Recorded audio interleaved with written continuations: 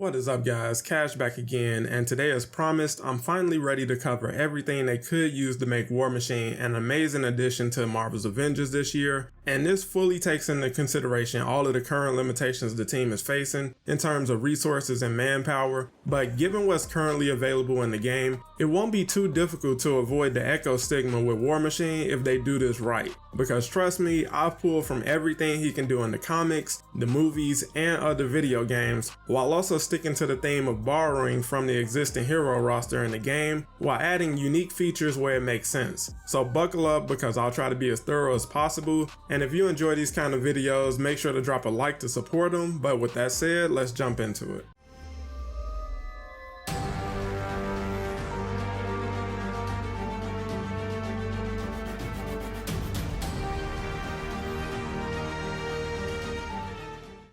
So if you've been following the channel, you know that since I heard that War Machine was rumored to be a planned addition to the game and allegedly has even had some design work already done, I've been campaigning for the team to push go on adding him while also doing everything in their power to make him stand out not only in comparison to Iron Man, but against the whole roster because he genuinely should be able to given everything he's capable of. Now for those of you who roll their eyes at the mention of War Machine because he's been dismissed as simply being an echo of Iron Man from the jump, I don't think you've been giving the team enough credit for what they've managed to do with the heroes in this game, and even with heroes like the Winter Soldier who have a lot in common with other heroes, they still managed to offer enough unique gameplay to feel like something new. Now the War Machine armor itself is at its core a Iron Man armor with a few modifications, so while War Machine does have the ability to use repulsors and a unibeam, he's more consistently shown to rely on traditional military grade weaponry with a few upgrades. So where Tony uses stylistic futuristic tech like his repulsors, Rhodey prefers bullets and missiles. So I'll start with his basic combos.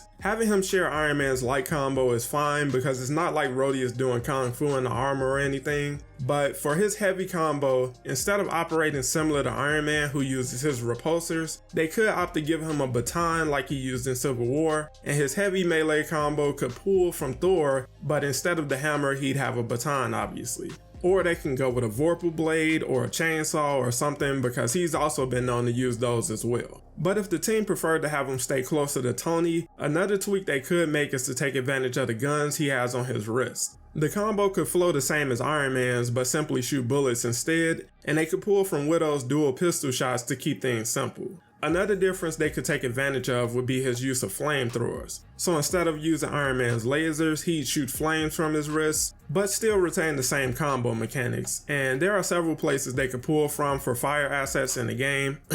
Dante.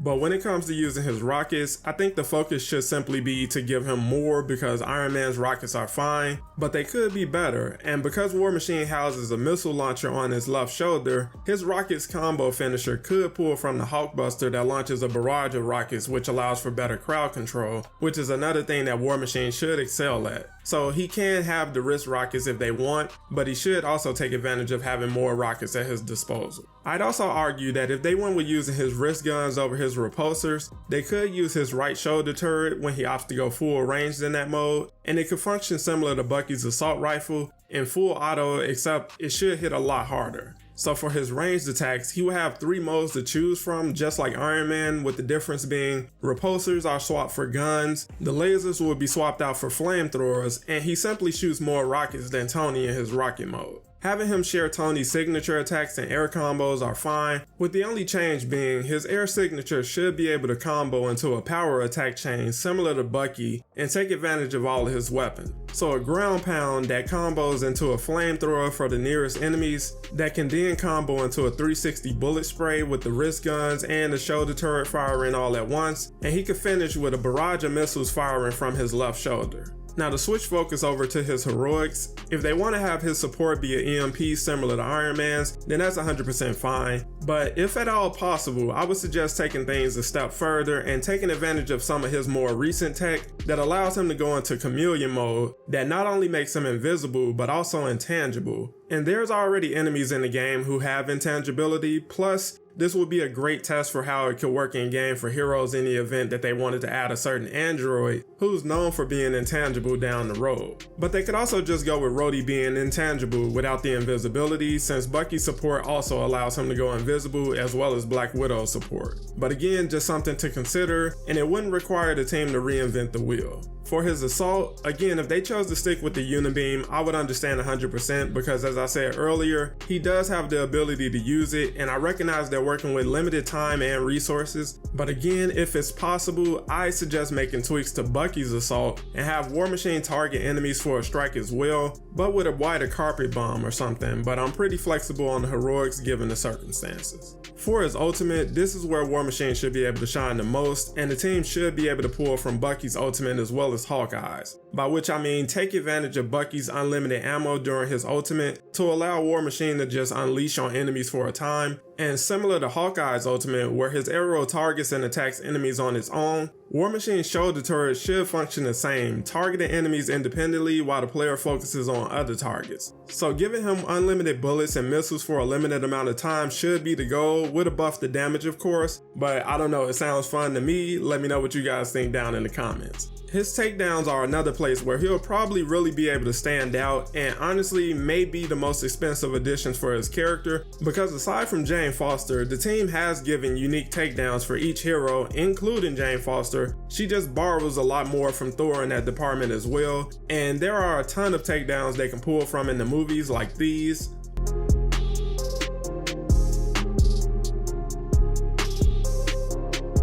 And even other games, but I trust they won't disappoint when it comes to that either, so I won't sweat the details. But honestly, he still has even more abilities they can draw inspiration from to make him different from Iron Man, like his ability to absorb energy. He also has tasers in his arsenal, as well as sonic tech that we saw him use in Civil War that would be a great alternative to using flamethrowers if they wanted to, and the Claw Company disruptors have a sonic attack they can use as a base. When it comes to his flying and mobility, sticking to what's already there for Iron Man is fine, and Miller shared that they were originally planning some kind of a cooldown feature for his intrinsic, so I'll trust the team on that front, as well as for his variations for all of his heroics. And I'm not even touching the master skill tree because that's too technical for me. Plus, I want to be surprised in the event that he does come to the game. So I'm always willing to trust the team when it comes to that stuff, as well as his gear. So I won't sweat all the minute details. But honestly, I would love to see him added, especially since he was allegedly already planned. And I know with just a few tweaks and changes in the right places, he could really shine in this game. But that's everything I could think of that they could add to War Machine and Avengers without breaking the bank. But if you guys have any ideas, feel free to share them in the comments, and I'll definitely be sharing this with the team in hopes that it makes the idea of adding him a lot less daunting on top of whatever else they're working on.